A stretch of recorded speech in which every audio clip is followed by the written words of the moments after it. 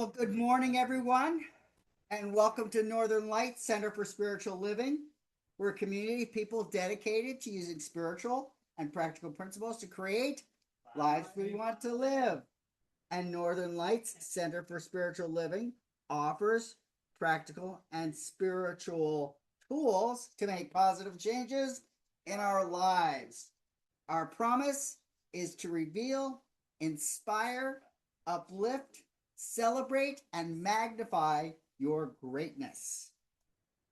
We acknowledge our presence here on the traditional and unceded lands and waters of the first people of Seattle, the Duwamish and coastal Salish peoples. These people are still here, and we join with them in how they continue to honor and bring to light their ancient heritage. We seek to resist the erasure of Indigenous histories as we work towards honoring and inviting the truth.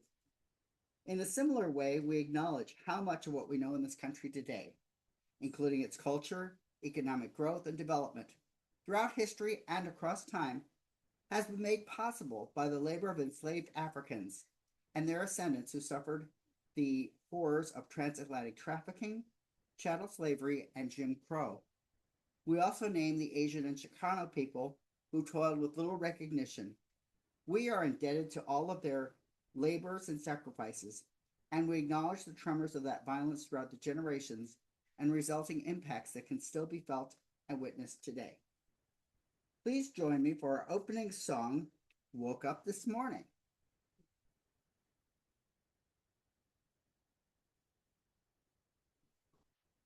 It did not. We've got the calendar of events.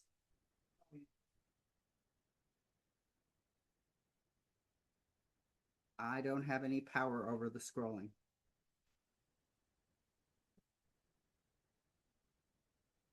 It's not shared now.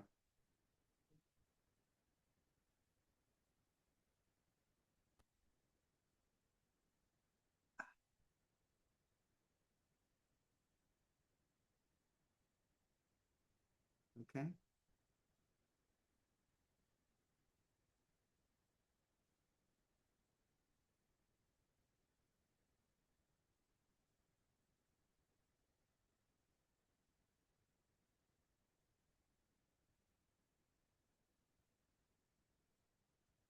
Oh, I'll just do it like that. I think that's probably big enough. So please join me.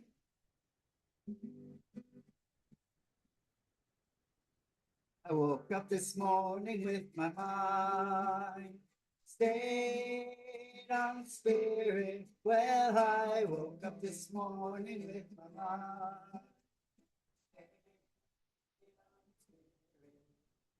I woke up this morning with my mind stayed on spirit. Hallelujah, hallelujah, hallelujah.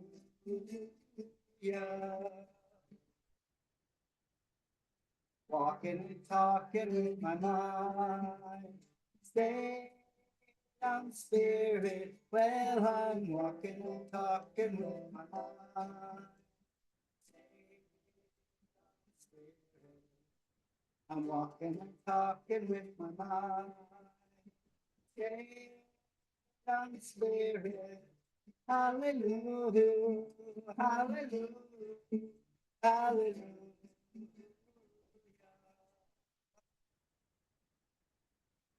All day long, I keep my mind stayed on the spirit. Well, all day long, I keep my mind stayed on the spirit. All day long, I keep my mind stayed on the spirit. Hallelujah, hallelujah, hallelujah.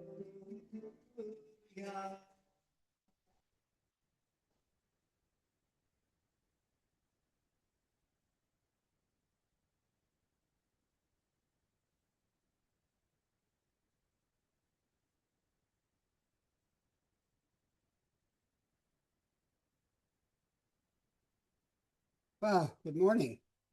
Morning. Pardon? Today is Sunday, of course, you know.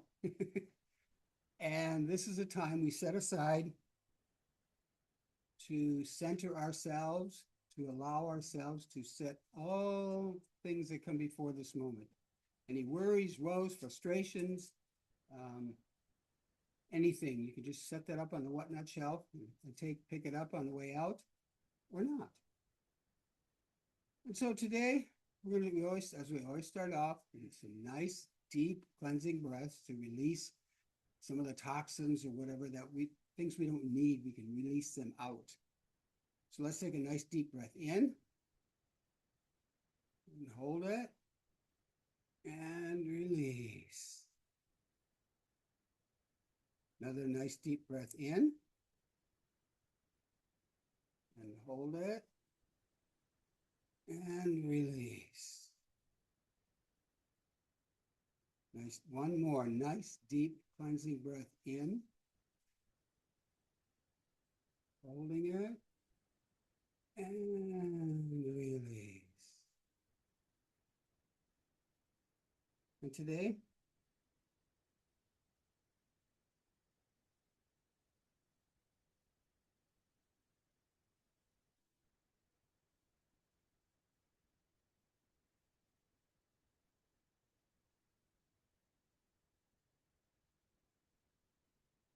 today being Mother's Day,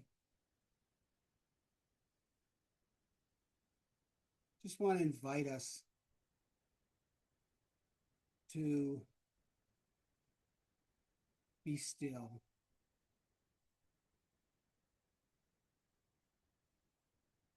and reflect on those people that have been a nurturing, mothering influence in your life. I know I've had many. And they're placed in our lives for a reason. And so as we ponder this, allow yourself to just remember. Remember those individuals and give thanks for what they have given you. The nurturing, the love, the embraces. So we'll just take a few minutes just to remember all of those who have influenced our lives.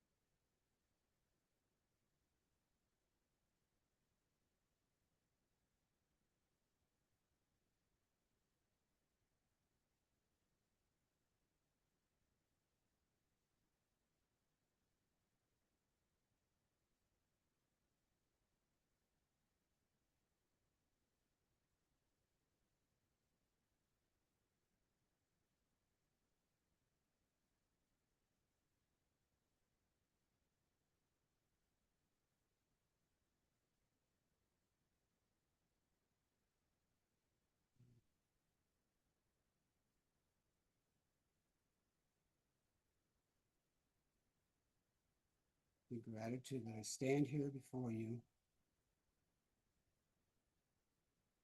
knowing that we have been loved and nurtured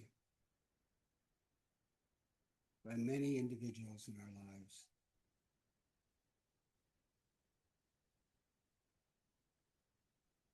So with that, I invite us to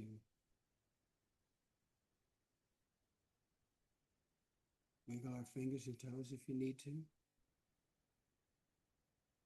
And when you're ready, open your eyes and come back to the room. So it is.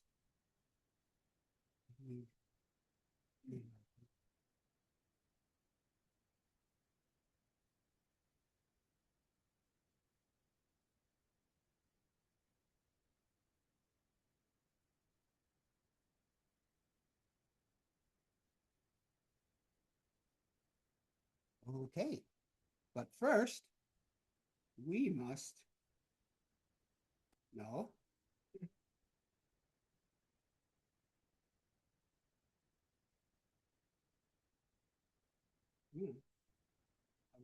declaration. Here we go. We are standing and loving community, working in a field of infinite potential. We are an expanding and loving community, working in a field of infinite potential. We are an expanding and loving community, working in a field of infinite potential. And so it is.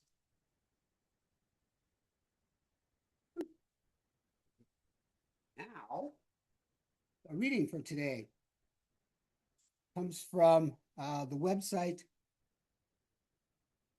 Tiny Buddha.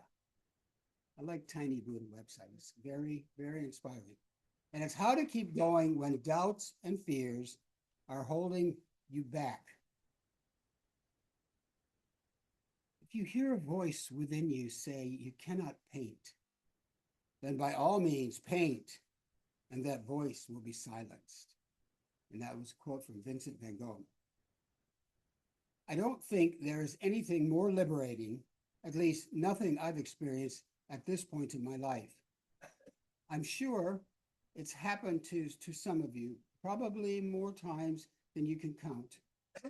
The freedom I'm alluding to here is the moment when you do something that a part of your mind didn't believe possible. Recognize that everyone has doubts and fears. When we are gripped by doubt and fears, they can feel strong, overwhelming, and completely unique to us.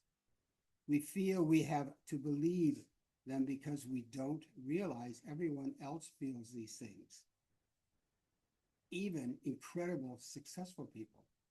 And we can actually choose not to give into them. For example, I recently told a friend that I often feel tired when things in my business don't work out the way I expect. I was momentarily humbled when he replied, "You know, that happens to everyone, right?" The human brain is wired to invest energy in things that are novel. When we recognize that our fears and doubts are common, we learn to give them less attention when they arise, which slowly drains their magic pull. And over time, we get better and better at feeding the fear and doing it anyway, whatever it may be. What stands in the way becomes the way. The phrase comes from the Roman emperor and philosopher Marcus Aurelius. It is a powerful reminder to that we can always work with what's in front of us and even use it to our advantage. Our brains have a tendency to see the world in terms of objects. We roughly sort these objects into tools and obstacles. If you look at the obstacles as part of the path going forward, then transform into tools. They transform into tools. However, if you only see potential tools as obstacles, You'll quickly become overwhelmed by everything in your life that may stand in your way. Over the past few years, I've dealt with a chronic back injury, which has meant that I have to take frequent breaks from sitting down in order to manage the pain. Initially, I was frustrated that I couldn't simply work for 8 hours straight without interruption. Fortunately, I've come to see the way I work as, well, just that, the way I work. It may be unconventional, but it's still a tool that gets me to where I need to go, and not an obstacle that stands in my way. In fact, the breaks allow me a mental rest and help me to be just as productive as I was able to work all day, maybe even more so. Come back from the future. Perspective is everything. We often feel doubt and fear when we're fixated on our current situation. The longer we focus on our concerns, the more intense they appear.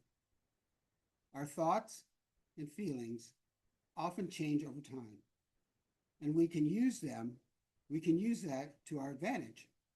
One way to do that is by realizing things have often turned out better than we once feared they would. We can take this a step further by coming back from an imaginary future and looking at the present moment through the same lens. I do this in my own life by visualizing my future self, looking back at any worrying situation. Sometimes I like to write down the question, what would the 90-year-old me think about this situation? For example, 3 months ago, I decided to invest in a course to improve my marketing skills. The price didn't break the bank, but it did create some anxiety about when money would come in and pay it off. When I asked the question of my future self, I immediately felt relieved because I realized the anxiety was caused by the story about 1 month of income, and a lifetime of potential earnings was quick to put the concern in its perspective. And so it is.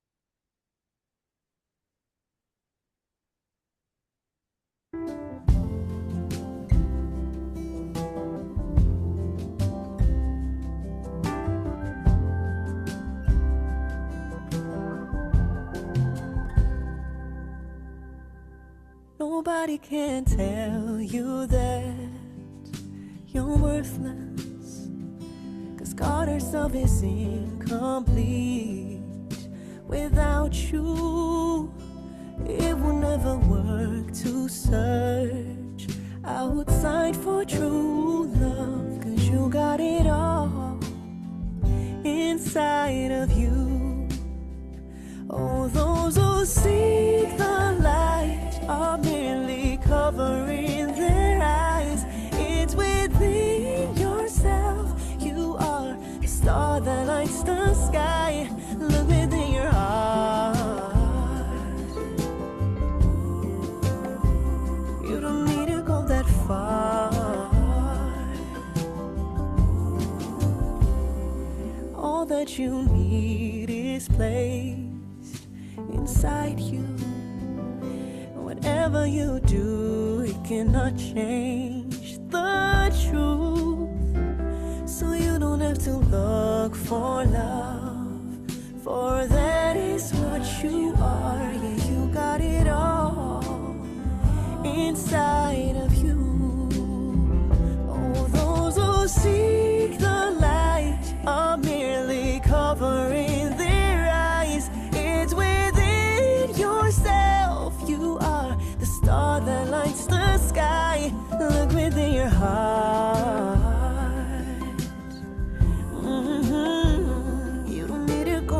far.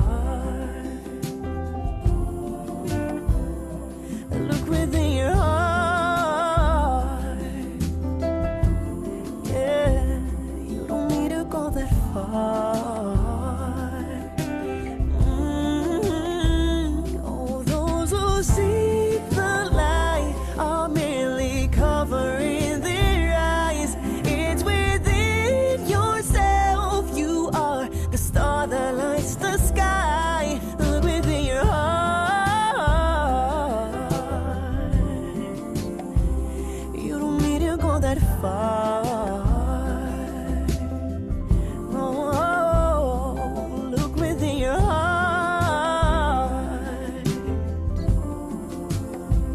You don't need to go that far.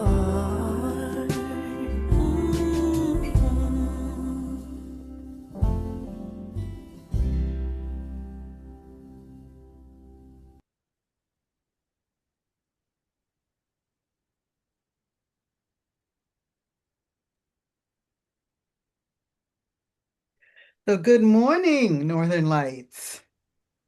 Moving my chair out of the way here. So good to see you all this lovely day. As I said, it's gray over here, but I don't care. It kind of looks like these woods here.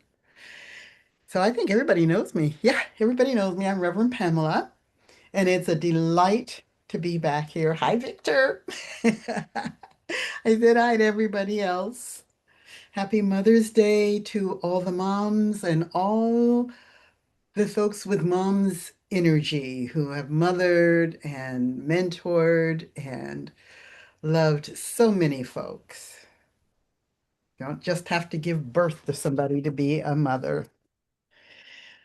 So today, my topic, I think Michael may have gotten one of my later changes, which was dancing with the boogeyman. But the real topic, a change after that, is sacred doubt. This month is about doubt. And sacred doubt is a different way of looking at what we doubt.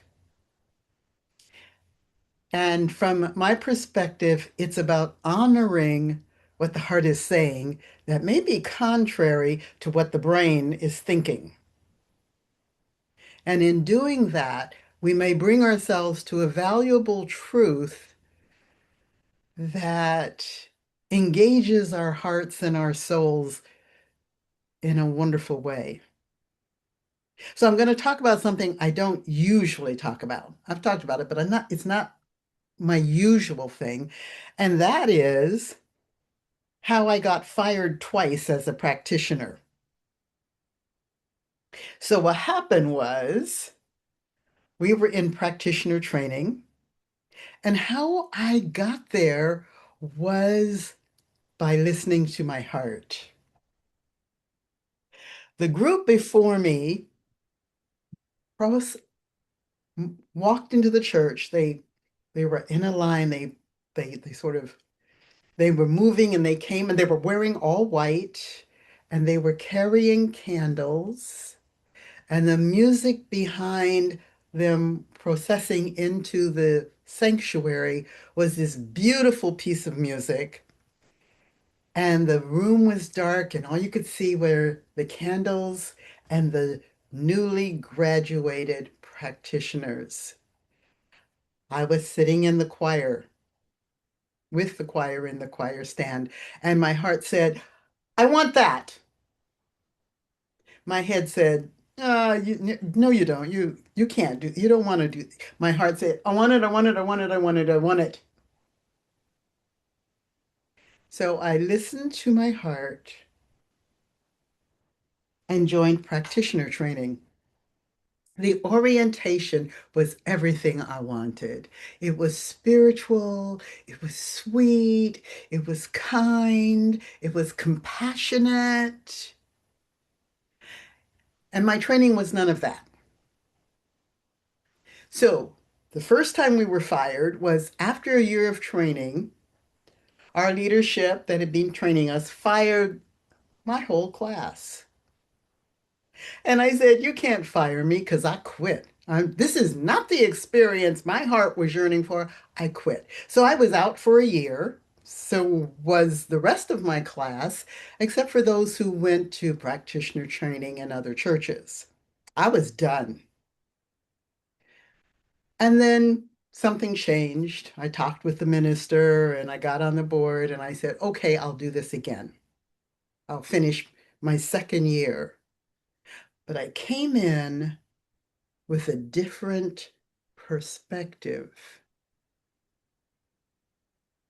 So, honoring my heart, I came in with, I will not allow anybody to treat me like the first year. And that was my experience, a much better one. So, that was the first time I was fired as a practitioner. Wasn't even a practitioner yet. So, the second time, after practitioner training, you're paneled and they decide whether or not you actually are good practitioner material. And they decided I was. And they said, congratulations, you're a practitioner. And I said, I am so glad because there were times when I didn't think I would ever get here. And one of the people from my church was on my panel. And she pulled me aside after I walked out of the room and she said, if you had said that in your interview, you would not be a practitioner. If you have any doubts, you are obviously not good material for practitioners to be a practitioner. By then, you could say I was a little full of myself. I looked at her. I didn't say anything, but my look said, you just try to take it back. You've given it to me. It's mine. I'm keeping it. And that was the way it went.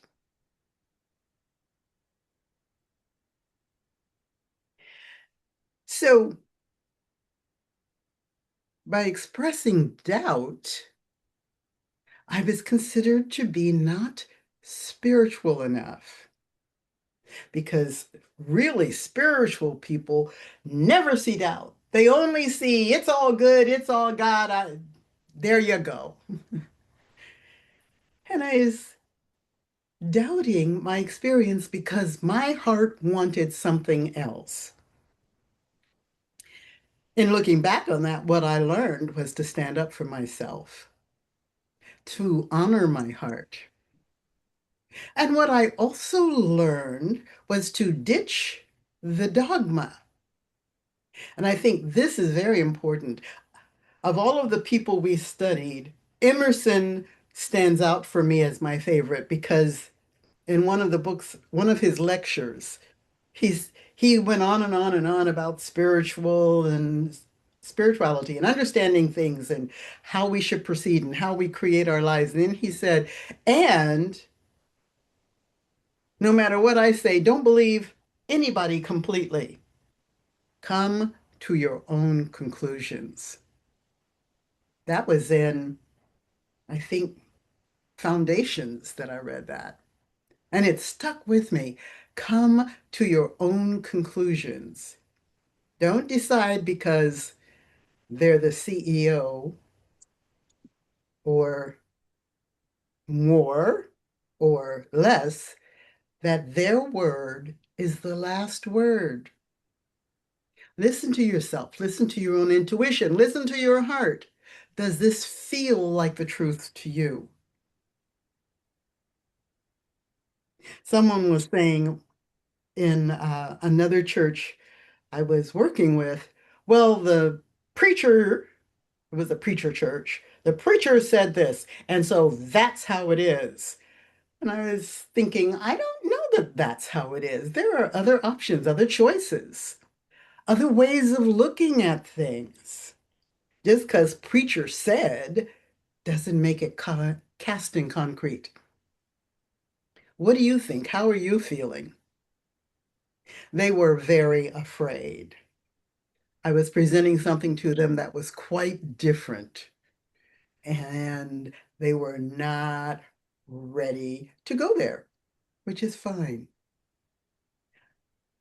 except that they were preacher said, not from them. So sometimes listening to our heart protects us. Sometimes it can get a little confusing because we can't tell our heart from our head. Which one is speaking? When I had my practitioner experience, some of the elements I saw that were missing reminded me of EST. I don't know how many of you are familiar with EST. I found a lot of people in Seattle aren't. But what you have in Seattle is landmark. And landmark are the people who bought the rights to EST training from Werner Erhard. What I noticed in that personal growth training that Erhard put out, there was a lack of heart and a lack of soul. It had a lot of the principles that we work from, but there was no compassion from what I could see. So I took another personal growth workshop called Temenos, and they were people who had seen the same lack I saw in Est, and they fixed it in their presentation. And people walked out of there shining. And that was how I found out about them. Two people came to work and they were smiling and they were glowing from the inside out. And I said, I want what you got. So there was heart and there was soul, and that was what I was interested in. So going back to Emerson and Est, I think that the Estian training affected the leaders that were teaching us in practitioner training to the negative. I also believe that they kind of misinterpreted what Ernest was trying to say. Ernest Holmes, the founder of Science of Mind. So after prac training, I decided I was going to study what Ernest studied. I wanted to read who Ernest read. I wasn't just going to take Ernest's word for it. Oh, Ernest said this and Ernest said that. And I'm like, that's all good. But where did he get it from? And why did he come to that conclusion? Now, I know everybody didn't want to go to the library of what Ernest read, but I'll tell you, it was very illuminating. And I could see where he got to where he got to. And if you read everything Ernest Holmes wrote, you'll see that he said, this is where I got to, but this is not the end all be all. That's why the phrase open at the top is in Science of Mind. Because Ernest Holmes said, this is as far as I got, and this is my understanding of that. Stay open because there's more. And there is. So, handling doubt. We doubt ourselves when we doubt.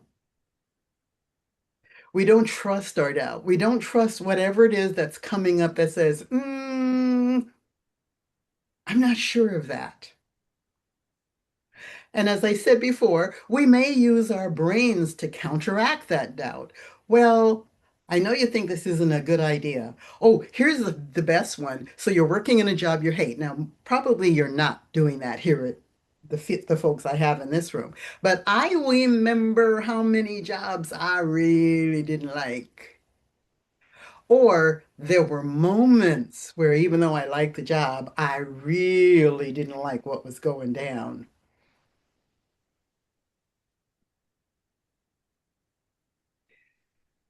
And I doubted that this was the experience I should be having. And I knew it was not the experience I wanted to have.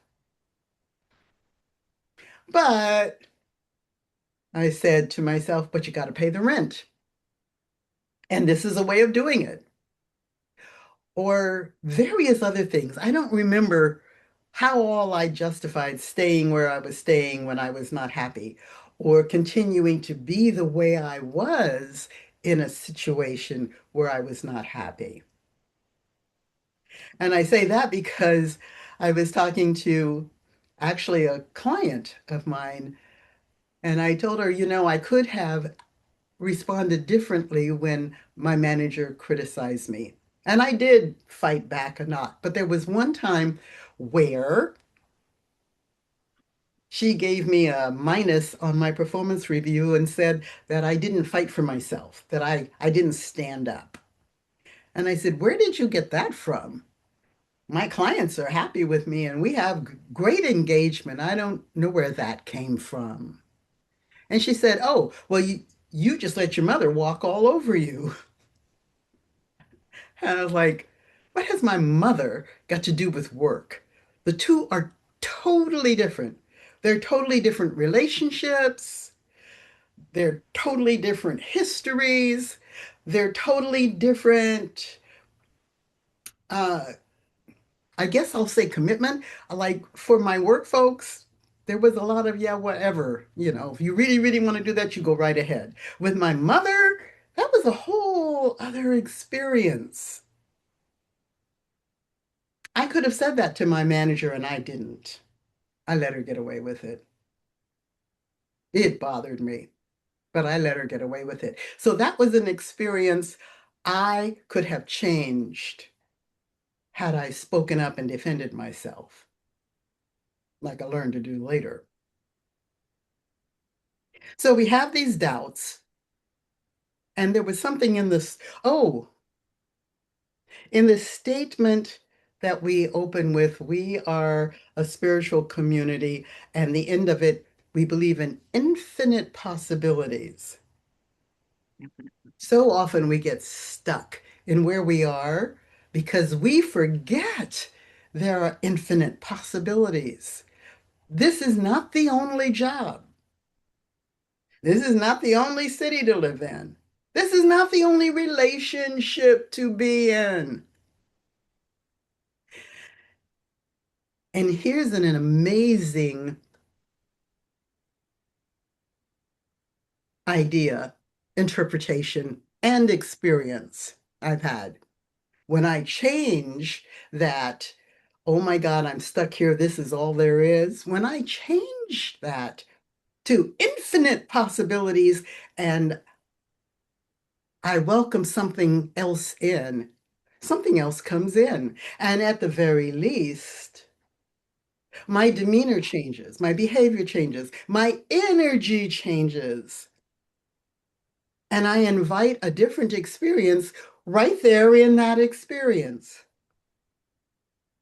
Going back to that job with the manager, I decided after an interesting workshop that I was going to shift how I thought of myself in the organization. A number of the folks of color consider the organization a plantation, and they were basically slaves to the plantation. I thought, that's not feeling so good. I helped hire and talk to and worked with a number of the consultants that came through that company, and they had a bunch. And I decided to change the negative perception of my experience in that company and say to myself, I am a full-time consultant with benefits. Now, that was a different way of looking at things because the consultants were coming in and out. They weren't full-time and they didn't have benefits, but we were actually doing the same work with the organization. My job was an internal consultant. And I said, so I'm a consultant, only I get benefits and I'm here every day. Whoopee. That changed my entire personality, my entire energy, my entire way of working just by shifting how I saw myself there. And behind all that was the understanding that there are other options and possibilities for me. But right here, right now, I'm having a different experience than I had it until I left that company. So, handling doubt. Sometimes doubt is a way to what the heart is trying to say. And we can't hear the heart because we're so busy saying, yeah, but, yeah, but, yeah, but. This is the only job. This is the only way. This is the only relationship. This is the only whatever the only is for you. And we can't hear the soft voice of the intuitive intelligence or heart within us or soul within us. We can't hear it because we're too busy yapping about why it won't work. But to recognize what's going on in the heart, we have to step back and listen. Like the opening song said, listen to the heart. Listen for the longing and the yearning. And this is another thing where in Science of Mind we say, well, if you're longing or yearning for something, or if you think you want something, then you're embracing lack and yada yada yada. But if you're recognizing that this is something you're longing for and you're yearning for, you're not embracing lack. You're opening yourself up to what your heart wants. And if you pay attention to that, you bring it into your life. Another example, I longed for the country when I was in California. Actually, when I was in New York, I longed to see pastures and animals and lots of trees and water and mountains. So every year after a while, after I'd been there a while, I went on a personal retreat out into wherever.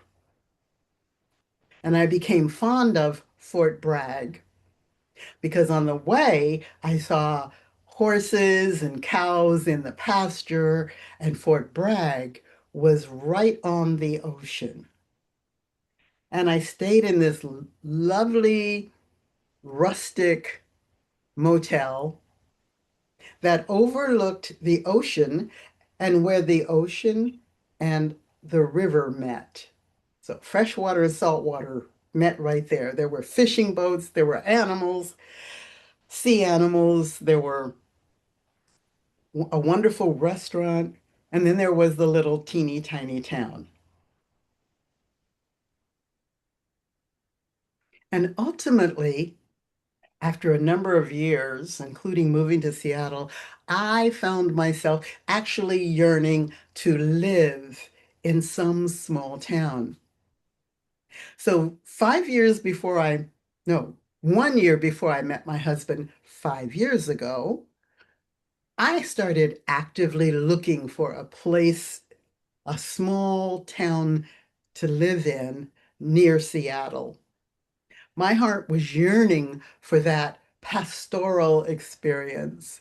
I didn't want to just keep going there once or twice a year as a retreat. I wanted to live there in some small town where everybody knows your name.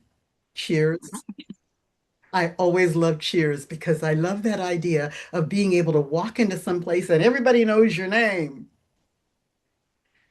and you know theirs. So here I am living in Coopville, and it's a lot like how it sounds. Little tiny, I think downtown is 2 blocks long, maybe. Seriously. And I just love it. So that longing happened for a long time. And sometimes what we're longing for, what we have a passion for, sometimes it can take a while. And usually it's because if that passion or that longing were sitting in a pot on a stove, the heat's not hot enough. You turn that heat up, it starts to bubble and steam, and things happen. It gets cooked. You get what you're longing for, what you're passionate about. But what's most important is to not only recognize that passion, but to honor that passion or that longing or that yearning, and then combine it with new thought principles, infinite possibilities, infinite potential. You're worthy. You can have it. Allow the universe or spirit or God or whatever you want to call this intelligence that created everything, allow it to come in and work with you to produce what it is you want. And remember, you have to say yes. I have never forgotten in California, I had some coaching clients that wanted what, in my mind, were pretty impossible things. And I remember two of them got right there. One of them wanted to be a pilot, an airplane pilot. And what she was when she became my client was the janitor in a company. And in that company, they were afraid of her and they gave her to me to work with to calm her down. And she told me what she really wanted to be, and she was right there. A flying school was offering her a position as a secretary with a major discount on flying lessons. She could become a pilot. She said no. That was the last time I saw her. The other one wanted to handle the archives in Italy under the Pope. And he got as far as getting all the way to Italy and to the Pope's organization to talk about that. I don't know what happened after that because that ended my relationship with him, but he got that far and he was still saying yes. He may be working with the Pope in Italy now. I don't know. The saying of yes to your heart from the moment you know that this is what your heart wants, saying yes, yes, yes is so important. And sometimes it's steps. There are people who are spiritually evolved enough where they can say, and there it is. And sometimes we say, and we've got enough spiritual compunction where it happens like that for us. I'll never forget the story that they tell uh, where Ernest was in his church and it was way too hot and the air conditioning broke. And they were like, oh my God, it's too hot, Ernest, you pray, you got to do something. And the way the story goes, Ernest said, God, this is Ernest. And the church cooled down. Now, I don't know how true that story is, but it is an example of an evolved being that can make things go just like that. We don't have to be that evolved to make things go like that. We have to be that committed, that committed. And by that, we can't let somebody tell us, well, it won't work because I know everybody's always heard, oh, it won't work because. And in fact, I've learned, and now I'm unlearning that, not to tell people what it is I want or what I want to do or how I want to be because it seemed to invite negative response and energy to such a degree that I would lose my passion around it. I would let unsacred doubt take over and I'd give up. Nowadays, I go ahead and tell people what I want. And sometimes people say, I'll help you. I'll join you. I'll go with you to France while you paint and I drink coffee.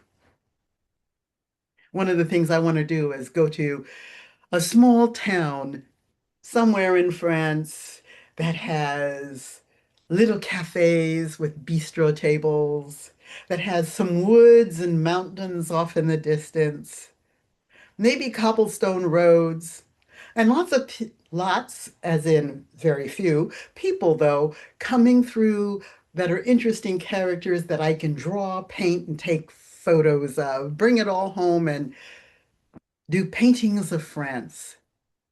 I'm thinking next year. I'm thinking I'm gonna do it, regardless of conditions.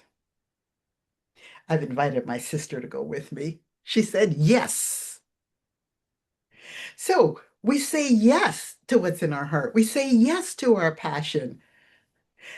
We trust the passion that's in our heart. And then we have to do something about it. The more evolved people can do like Ernest and say, God, this is earnest, make it so. But some of us kind of have to do a little planning, a little saving, a little putting ourselves out there to make it happen. So doubt can be sacred. It can be a sacred whisper that our hearts are giving to us, encouraging us to live more fully, encouraging us to explore infinite possibilities, encouraging us to say, yes, this is what I want. And yes, I believe I can have it. And so it is. Could we have our final song, Reverend Michael?